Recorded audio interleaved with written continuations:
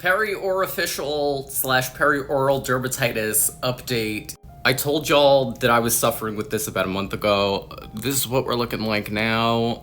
There's still some residual redness under this eye, but overall much better. I told you I was going to keep you updated, so here's everything I've been doing.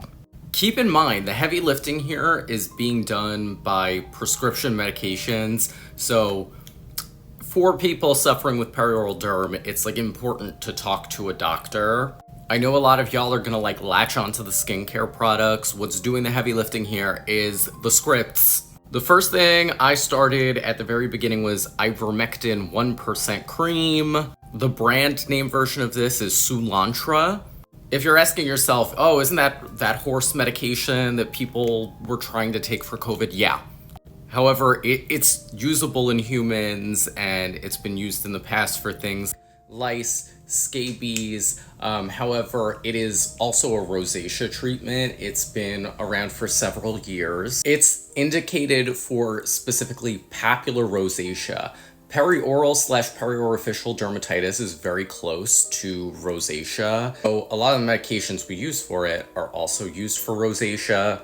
It's thought that ivermectin works for rosacea and related disorders in two different ways. The first is by decreasing the amount of Demodex mites. So these are actually mites that live inside your pores and eat dead skin cells. Second is that it most likely has some sort of anti-inflammatory effect, and I think to date you can't really point to one thing or the other as the main mechanism. I found this to be very helpful for both my rosacea and ocular rosacea in the past, so I started it again once a day. Typically, it's said that you should use this at night because that's the time when the Demodex mites migrate around your skin, so they're more likely to encounter the medication. The other thing that I started doing in the morning is Amzeeq. This is minocycline topical foam, 4%. It's also closely related to the oral medication I'm taking, which is Doxycycline. I started taking that about a week and a half ago after I felt like I wasn't really seeing a lot of movement, and I feel like that's what helped me the most. You may be saying to yourself, Doxycycline's an antibiotic. Why would you be taking that? It's also a rosacea treatment, and we know that it is from its anti-inflammatory capacity. So doxycycline is used widely in dermatology for a lot of different inflammatory conditions, not just for infections. And it's been shown that it still has an effect in rosacea, even if you're giving it at a dose that is what we call sub-antimicrobial, meaning that it can't reach a level in the bloodstream where it can actually kill microbes. Why would you want to use a lower dose? Well, because you still get really good results and there's less of a side effect profile using that smaller dose. The formula that I'm taking is 50 milligrams time released once a day. The two things that I'm watching out for as far as side effects with doxycycline are one, stomach upset and reflux.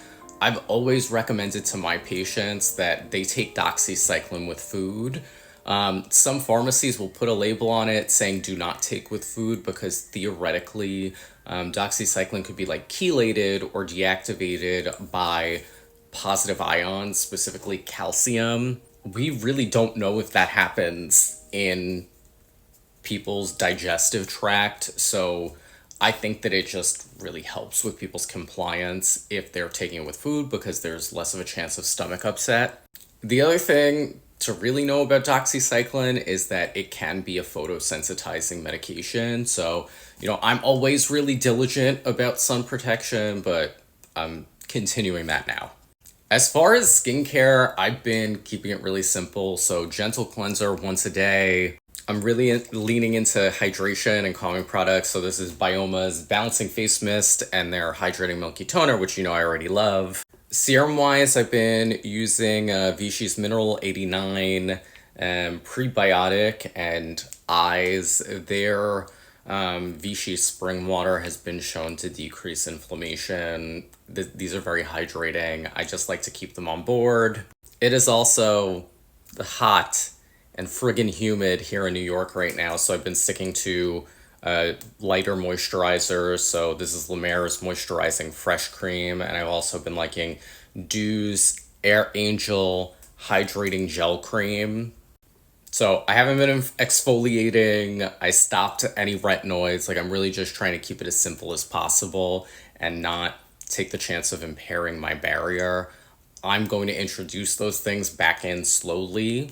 I don't feel that I'm like out of the woods with this yet. I will continue to keep you updated. Feel free to leave any questions in the comments.